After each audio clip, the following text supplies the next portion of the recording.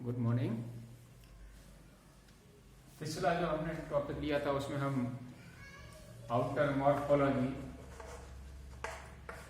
के बारे में डिस्कस कर रहे थे। इसलिए जिंदा किस तरह से इसकी मॉर्फोलॉजी किस तरह से है, इसमें अरेंजमेंट किस तरह से, रूट्स, स्टेम, रूट्स एंड राइजोफोर, और किस तरह से इसमें अरेंजमेंट होता है लीव्स का, डिफरेंट टाइप की जो स्पीसीज हैं उनके।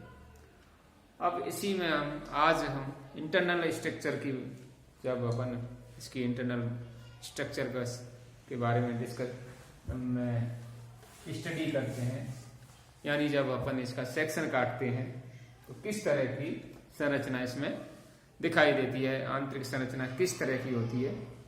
तो सबसे पहले हम रूट्स के बारे में, या जो रूट है, जड़ है, जड़ की संरचना किस तरह की होती है उसके बारे में डिस्कस करेंगे।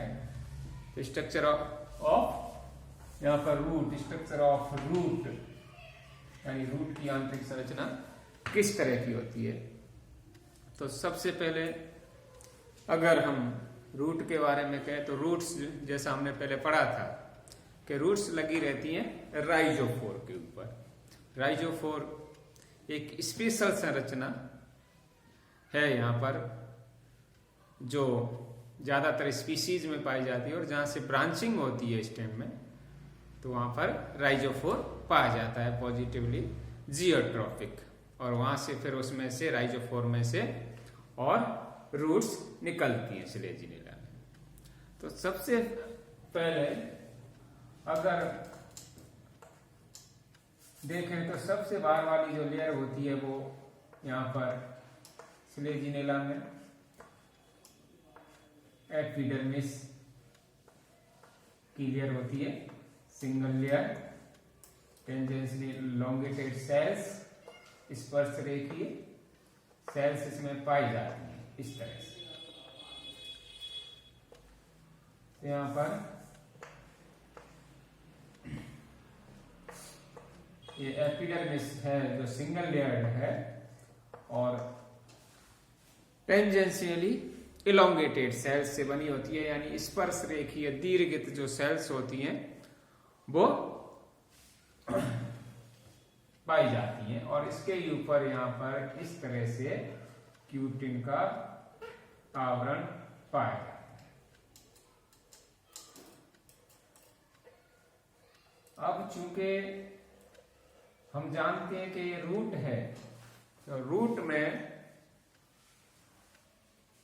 रूट हेयर्स पाए जाएंगे, तो इसकी कुछ सेल से यहाँ पर रूट हेयर्स का डेवलपमेंट इस तरह से होता है। रूट हेयर्स यहाँ पर ये प्रेजेंट होंगे, और एपिडर्मिस होगी वो एक सेल थिक होगी, और इस पर रूट हेयर्स प्रेजेंट पाए जाते हैं।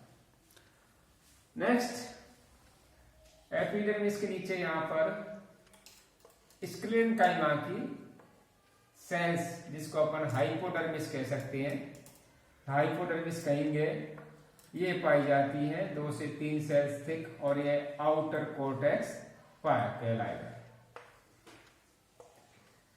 स्क्लेरेन्काइमेटस सेल्स, और ये स्क्लेरेन्काइमा की बनी होती है, यानी दृढ़ ऊतक, दृढ़ ऊतक की सेल्स 2 से 3 ये इस तरह से हाइपोडर्मिस कहलाएगी, या आउटर कॉर्टेक्स जो होता है वो दृढ़ ऊतक से बना होता है।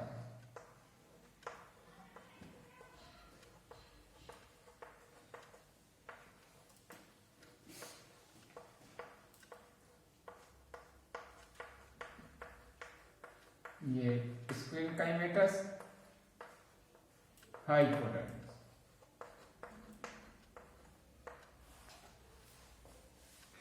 इसके नीचे इनर कॉर्टेक्स जो पेरेन्काइमेटस, और इसकी जो सेल वॉल होती है वो सेल्स की वो थिन होती है, आउटर कॉर्टेक्स के बजाय, और ये पेरेन्काइमा का बना। किसका? पेरेन्काइमा का। और सबसे अंदर की जो लेयर है वो यहां पर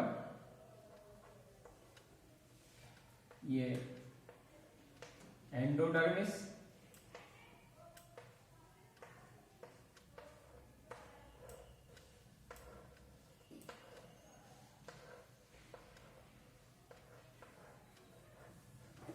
एंडोडर्मिस सेल्स, और एंडोडर्मिस के अंदर 2 से 3 सेल्स की है पेरीसाइकिल। पेरीसाइकिल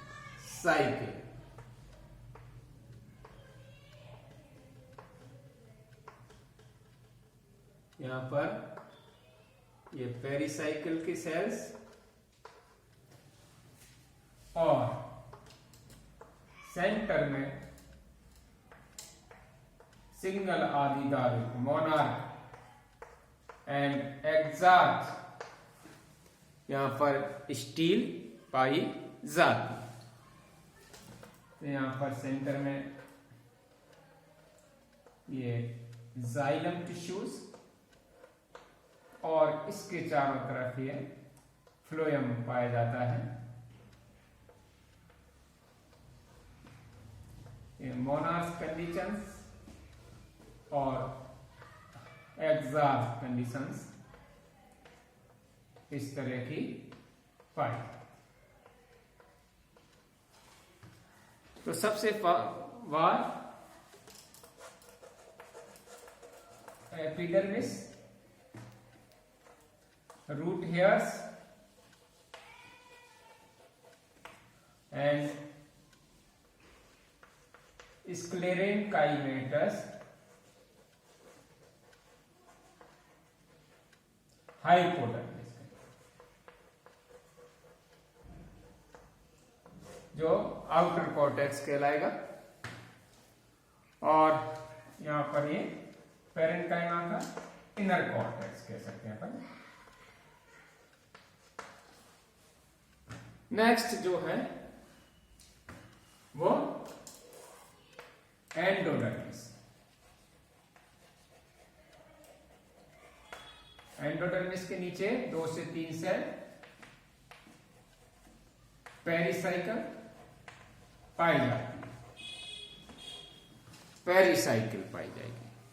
अब यहां पर सेंटर का जो पार्ट होता है तो वो है स्टील, और यहां पर जो स्टील होती है वो होती है प्रोटोस्टील।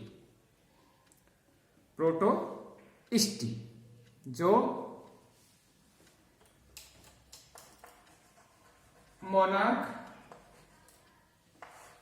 या एक आदिदारुक एंड वही आदिदारुक एग्जार्च यानी प्रोटोजाइलम होगा वो बाहर की तरफ होता है और मेटाजाइलम इसमें अंदर की तरफ होगा, और ये फ्लोएम से ढका रहता है। तो इस तरह की conditions monarch and exarch condition कहलाएंगे। फ्लोएम यहां पर जाइलम के चारों ओर एक रिंग के रूप में या वलय के रूप में उपस्थित होता है। तो यहां पर सेंटर में जो है वो मेटाजाइलम और बाहर की तरफ जो है प्रोटोजाइलम। तो ये हो गया एग्जार्च, यानी सेंटर में मेटाजाइलम एंड बाहर की तरफ प्रोटोजाइलम, और इसके चारों तरफ ये फ्लोएम पाया जाता है। तो जब अपन सेक्शन काटते हैं यहां पर या इंटरनल स्ट्रक्चर की अपन स्टडी करते हैं तो इस तरह का संरचना जो स्लेजिनेला है उसकी जड़ की पाई जाती है। अब इससे ही मिलती जुलती जो मेन दूसरी जो चीज है जिसको अपन राइजोफोर कहते हैं, जिसको ऑर्गन ऑफ स्यू जेनेरिस या एक स्वतंत्र अंग माना गया है। गोबेल एंड बॉबर ने एक 30 मीन्स ना ये जड़ है ना ही तना एक स्वतंत्र अंग है, जबकि अलग अलग थ्योरीज हैं। कुछ साइंटिस्ट इसको जड़ मानते हैं, कुछ स्टेम का मॉडिफिकेशन मानते हैं, कुछ जड़ का। तो इसमें जो मुख्य चीज है राइजोफोर में, लगभग इसकी जो संरचना होती है राइजोफोर की वो जड़ जैसी होती है, लेकिन यहाँ पर राइजोफोर में रूट हेयर्स नहीं पाए जाते। तो रूट हेयर्स यहाँ पर अगर अपन हटा दें जड़ में से, तो ये जो संरचना हो जाएगी वो राइजोफोर की हो जाएगी लगभग। राइजोफोर में भी जो कॉर्टेक्स होता है वो दो में, आउटर एंड इनर कॉर्टेक्स में डिवाइड होगा। बाहर का जो होता है वो स्क्लेरल कैविटस होता है, और अंदर वाली जो कॉर्टेक्स होती है वो पेरेन्काइमा की बनी रहती है। स्टील यहाँ पर राइजोफोर में जो होती है वो प्रोटो स्टील होती है, और एक आदि दारू मीन्स मोनार्क एंड एक्सार्क होती है, जो जड़ के समान ही है। कोई विशेष इसमें अंतर नहीं है जड़ से, सिर्फ रूट हेयर्स यहां पर नहीं है। नेक्स्ट जो है, कभी कभी जैसे स्लेजिनेला क्रोसियाना, इसमें प्रोटोजाइलम के चारों तरफ मेटाजाइलम की एक रिंग बन जाती है, और इस तरह की कंडीशंस को अपन सेंट्रोजाइलिक स्टील कहते हैं।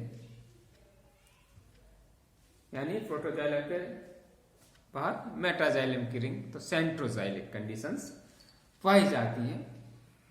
और यहां पर भी जो जाइलम है वो फ्लोएम से गिरा है।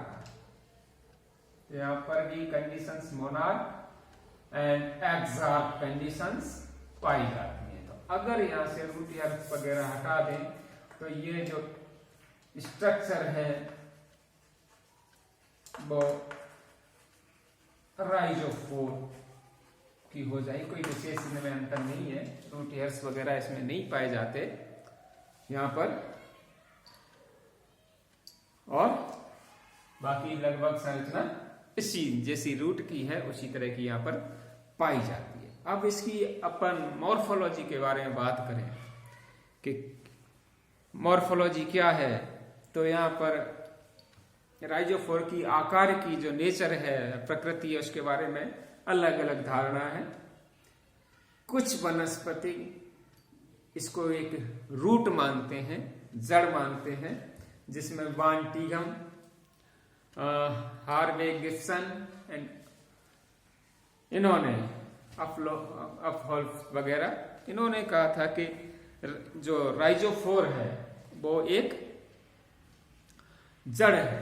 तो जड़ क्यों है, इसके बारे में इन्होंने तथ्य दिए थे या जो चीजें कही थी कि नंबर 1 जो इसकी कंडीशन है वो पॉजिटिव जियोट्रॉपिक है, मीन्स धनात्मक गुरुत्वानुवर्ती होता है। मीन्स ये ग्रेविटी के अनुसार नीचे की तरफ गति, अपना संरचना जो होती है वो जड़ के अनुसार होती है, यानी जमीन में ये ग्रोथ करता है, जबकि स्टेम नेगेटिवली होता है, नंबर 1। दूसरा, यहाँ पर राइजोफोर पर पत्तियां नहीं पाई जाती। सेकंड, इसमें रूट हेयर्स भी नहीं है, तो रूट हेयर्स यहां पर नहीं है। लीव्स यहां पर एब्सेंट है, पॉजिटिवली जियोट्रॉफिक है ये, और ऑक्सीजन का जो ट्रांसपोर्ट इसमें होता है वो भी इसके जड़ के अनुसार है। और इसमें पॉलीस्टिलिक जो जातियां हैं उसकी जो स्टील भी है वो भी यहाँ पर जड़ के समान है। तो ये जो चीजें हैं इनकी वजह से अपन कहते हैं कि ये जो राइजोफोर है वो एक रूट है। इसी का जो दूसरा है, कुछ साइंटिस्ट या बॉटनिस्ट इसको स्तंभ मानते हैं, तो उसमें ब्रुकमैन वगैरह ट्रोल, इन्होंने कहा था कि राइजोफोर है वो एक स्टेम है। स्टेम क्यों है कि इसकी जो उत्पत्ति है, उद्भव है, वो एक्सोजीनस है या बहिर्जात है। यहाँ पर रूट्स नहीं, रूट हेयर्स नहीं है और यहाँ पर कैप नहीं है, रूट कैप नहीं है। और ये कंट्रोल जो कंडीशंस में जब अपन इस पर एक्सपेरिमेंट करते हैं तो उसमें फोलियर सूट के अनुसार ये दिखाई देता है। और इसकी जो डेवलपमेंट होता है, राइजोफॉर्म का जो विकास होता है वो एंगल मेरिस्टेम से होता है, यानी जहां से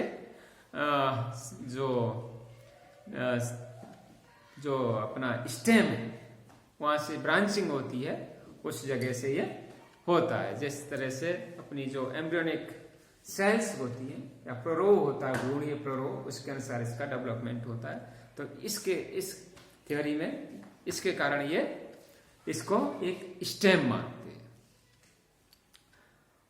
अब गोविल एंड वॉवर जो अपन पहले के, इसको ऑर्गेन ऑफ स्यू जेनेरिस कहा है इनको, मीन्स इन्होंने एक ये ना जड़ है ना तना, ना ही ये जड़ है ना ही स्टेम है, एक ये स्वतंत्र अंग है। उन्होंने इसको ऑर्गेन ऑफ स्यू जेनेरिस कहा था। लेकिन अधिकांश जो वैज्ञानिक हैं वो राइजोफोर को एक जड़ ही है इसके रूप में ज्यादा सपोर्ट करते हैं। तो इस तरह से इसकी जो संरचना है रूट एंड राइजोफोर ये पाई जाती है। नेक्स्ट अपन स्टेम की संरचना किस तरह की है उसके बारे में डिस्कस नेक्स्ट जो क्लास होगी उसमें अपन करेंगे। Thank you.